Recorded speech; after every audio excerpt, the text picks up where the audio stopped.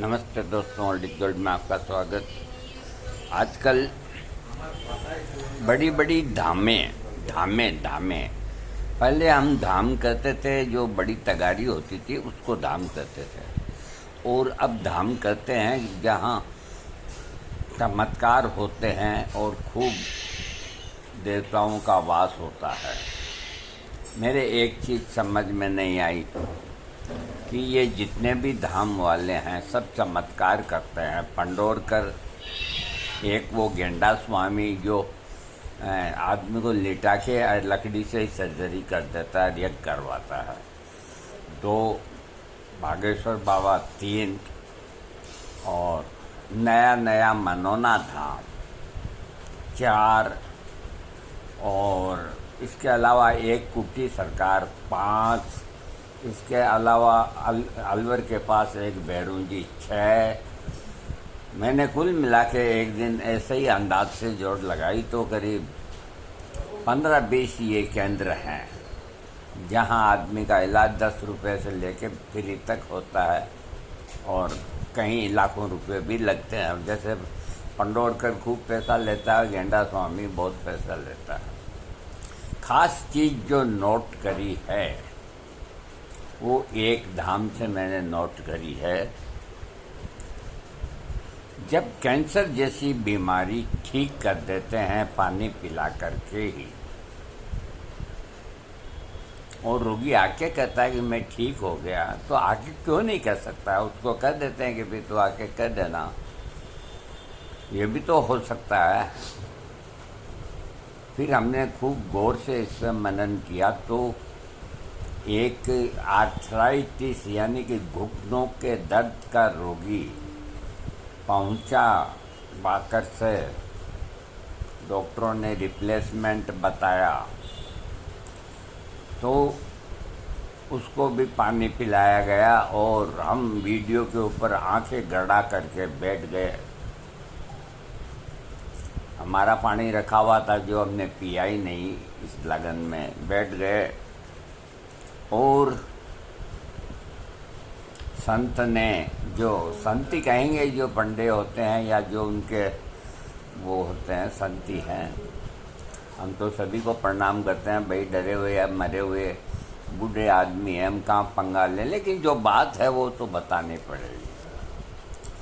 हमने ये मन में विचार किया कि ये जो वाकर पे आया है तो आर्थराइटिस या गठिया या कमर दर्द से ही पीड़ित है और कोई ऐसी बीमारी, इसको कैंसर वगैरह नहीं है, क्योंकि हम भुक्तभोगी हैं। तो उसको हाथों में पानी पिलाया, उंगलियां छुई उसकी, फिर उसके वाकर को एक तरफ करके दोनों उसके हाथ पकड़ के उसको धीरे धीरे ज़बरदस्ती चलाने की कोशिश की। अब वो चल कैसे पाएगा बेचारा? उसकी जब नीचे से ये हड्डियाँ ही घुटने की घिस गई है तो वो कैसे चलेगा? बहुत 4-5 मिनट तक कोशिश हुई है इस तरह की, कामयाबी नहीं मिली। फिर उसको हाथ पकड़ के चलाने की कोशिश की तो भी कामयाबी नहीं मिली और वीडियो को ख़त्म कर दिया गया। इसका मतलब ये हुआ कि जो आर्थराइटिस या टूट फूट के जो रोगी हैं वो ठीक नहीं हो सकते। तो फिर एक बात बताओ, कैंसर जैसी घातक बीमारी कैसे ठीक हो सकती है? इस पे विचार करो। जहाँ 5 आदमी नहीं आते थे, जहाँ आज 5000 आदमी आ रहे हैं, इस पे विचार करो।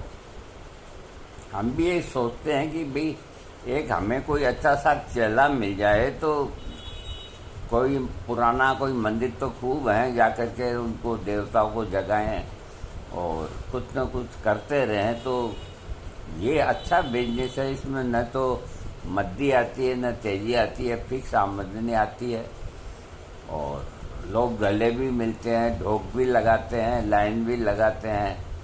कोई बोतलें हाथ में लेके लाइन लगाता है, कोई नारियल लेके हाथ में लाइन लगाता है, कोई बेरुंजी के बोतल दारू की लेके लाइन लगाता है। कितना बढ़िया बिजनेस है। व्यापार में क्या रखा है भाई, 10 कसम आते हैं, कोई सेल टैक्स का आ गया, कोई इनकम टैक्स आ गया, इनके कोई चिंता नहीं, कोई फिक्र नहीं। आज की तारीख में इससे बढ़िया और कोई बिजनेस नहीं। थोड़ी सी ट्रिकबाजी होनी चाहिए, बस मज़े ही मज़े हैं। और अगर आपको प्रसिद्ध होना है तो एक आध शगुफा धर्म के प्रति, दूसरों के धर्म के प्रति छोड़ दो। जैसे एक आदमी ने छोड़ रखा है कि भगवान श्री राम मांसाहारी थे, तो वो लोकप्रिय हो गया, उसको लोग बहुत सुनते हैं।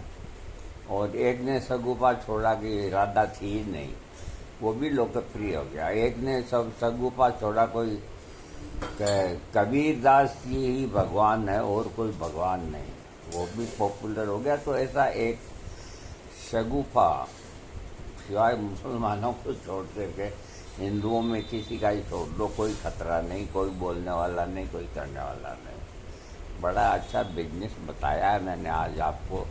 अच्छा लगे तो सब्सक्राइब करो, न लगे आपकी मर्जी। बाकी मेरे हिसाब से ये साइकोलॉजिकली लोग आके कहते हैं कि हम ठीक हो गए। कई ऐसी बीमारियां भी होती है जो अपने आप भी ठीक हो जाती है। ये गलत बात है, कुछ समझ में नहीं बैठता है।